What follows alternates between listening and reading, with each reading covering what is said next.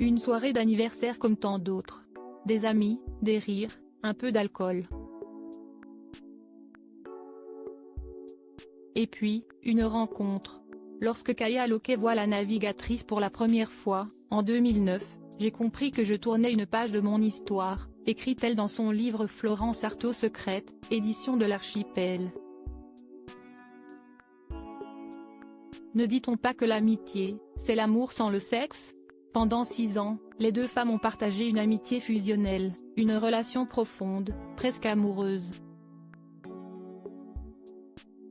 Une histoire que Kaya Loke, aujourd'hui âgée de 70 ans, a voulu partager, 8 ans après le décès tragique de la petite fiancée de l'Atlantique. Gala, pourquoi avez-vous eu envie d'écrire ce livre sur votre histoire avec Florence Artaud? Kaya Loke, dès notre rencontre, j'ai commencé à écrire un scénario pour un biopic sur sa vie. Après sa disparition en 2015, j'étais fracassée, j'ai tout arrêté. Il m'a fallu du temps pour mettre une distance avec la douleur, l'absence. Puis, l'envie est revenue, je voulais lui rendre hommage car c'est une icône, une femme drôle, simple, très humaniste. Et qui m'a énormément apporté dans la vie. Gala, Florence Artaud était attirée par les hommes, mais vous dites qu'elle vous a laissé entrer dans sa vie. Pourquoi? Car, elle, c'était instinctif, je n'arrive pas vraiment à l'analyser. Nous avions de nombreux points communs, on nous demandait souvent si nous étions sœurs. Comme je venais d'un autre milieu que la voile, plus artistique, elle a pu être appréciée que je porte un regard neuf sur elle. Mais Florence était une grande séductrice, je ne pense pas avoir été la seule femme dans sa vie. Elle était très libre. Elle pouvait tomber amoureuse sans que cela soit sulfureux. Notre relation n'était pas platonique mais elle n'était pas sexuelle non plus. Sensuelle plutôt. Gala, lorsque vous rencontrez Florence, vous étiez en couple. Votre compagne a-t-elle été jalouse? Car, elle, oui. Elle était doublement jalouse car elle était très fan de Florence et aurait bien aimé être à ma place. Un soir de Saint-Valentin, elle a fracassé 2 verres contre un mur parce que j'avais passé mon temps à discuter avec Florence. Mais nous sommes restés 30 ans ensemble et avons élevé un garçon, qui va bientôt se marier. Florence était une grande séductrice. Elle était très libre. Kaya Loke. Gala, Marie, la fille de Florence, est-elle au courant de la sortie de votre livre? Car elle, je ne l'ai pas informée mais je sais qu'elle est au courant. Je vais lui en envoyer un, j'attends son retour. Je parle très peu d'elle. J'espère que rien ne la heurtera, mais je ne pense pas qu'elle apprenne des choses sur sa maman. Florence ne lui cachait rien de sa vie. Sinon, je ne me serais pas permis d'en parler. Gala, vous parlez quand même d'une confession que Florence vous a faite, ce viol commis par un ami de son père lorsqu'elle a 12 ans. Car, elle, oui, c'est la seule révélation du livre. Ne pas en parler, ce serait mentir sur sa vraie vie d'adolescente.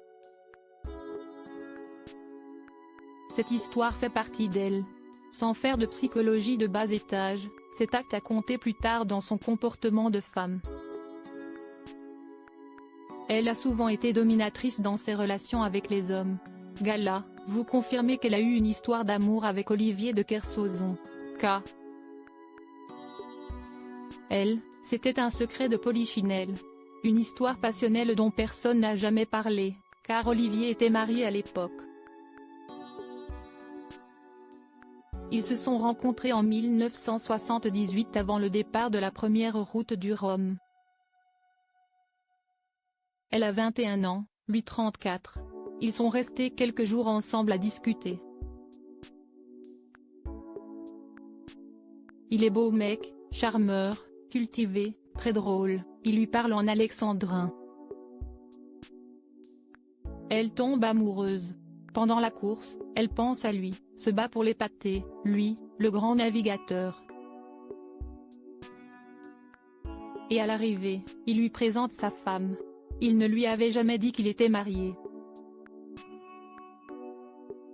Ils ont continué à se voir pendant des années, puis elle en a eu assez d'attendre qu'il divorce et ils se sont éloignés.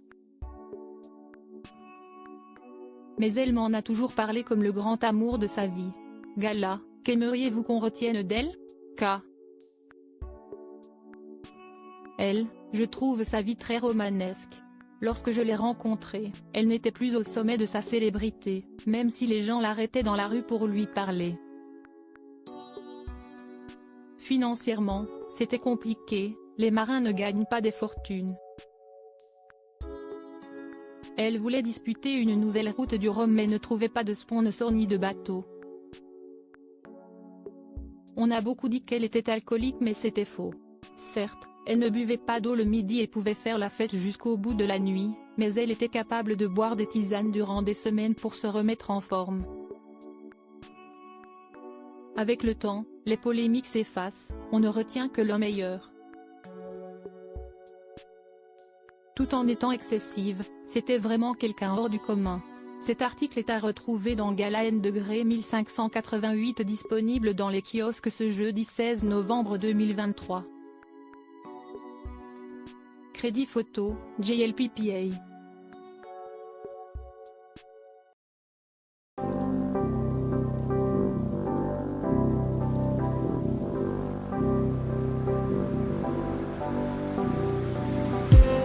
I just need some